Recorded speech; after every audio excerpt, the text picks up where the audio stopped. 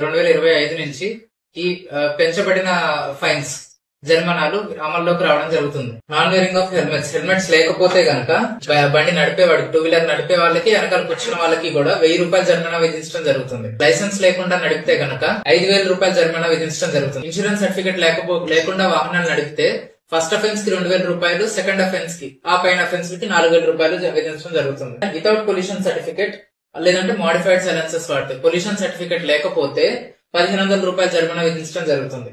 అట్లానే driving dangerously, that is use of hand held communications devices while driving, అంటే mobile వాడి driving చేసినట్లయితే 2 wheelers కానీ 4 వీలర్స్ కానీ, మనకి మొబైల్ వాడుతూ వాహనం నడపడం అనేది ఇక్కడ కామన్ గా మారింది వాహన చోదకులకి. అది ఫస్ట్ అఫెన్స్ కి మాత్రం 1500 రూపాయలు జరిమానా విధించడం జరుగుతుంది. ఆ పైన అఫెన్స్ అన్నిటికీ 10,000 రూపాయల జరిమానా విధించడం జరుగుతుంది మొబైల్ వాడుతూ డ్రైవింగ్ చేస్తే. ఆటో డ్రైవర్లు యూనిఫామ్ వేసుకుని నడపాల్సిన అవసరం ఉంది. యూనిఫామ్ లేకుండా నడిపినట్లయితే 150 రూపాయలు ఫస్ట్ అఫెన్స్ కి, 300 రూపాయలు సెకండ్ అఫెన్స్ కి. Next, obstruction to the checking officer. ఈ వాహనాలు నడుపుతున్న వాళ్ళకి సరైన సర్టిఫికెట్లు ఉన్నాయా లేదా, డ్రైవింగ్ లైసెన్స్ ఉందా లేదా, హెల్మెట్ ధరిస్తున్నారా లేదా, ఇవన్నీ చెక్ చేయడానికి పోలీసులు ఎప్పటికప్పుడు గస్తీ నిర్వహిస్తూ ఉంటారు.